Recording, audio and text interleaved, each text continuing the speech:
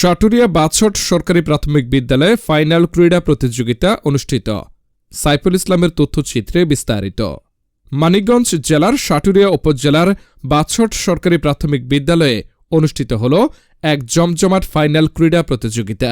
এই অনুষ্ঠানে প্রধান অতিথি হিসেবে উপস্থিত ছিলেন সাটুরিয়া উপজেলা প্রাথমিক শিক্ষা অফিসার ভারপ্রাপ্ত মোহাম্মদ আতিকুর রহমান।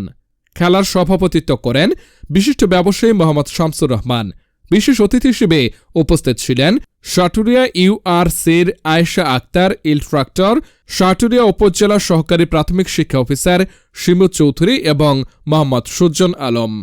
এছাড়াও উপস্থিত ছিলেন স্থানীয় গুণীজনরা, যাদের মধ্যে শামসুর রহমান, আবুল কাশেম বিএসসি, হাজি বাবুল খান, কানিজ ফাতেমা পপি, হাবিবুল্লাহ, নিজাল, আমিনুল ইসলাম অন্যতম।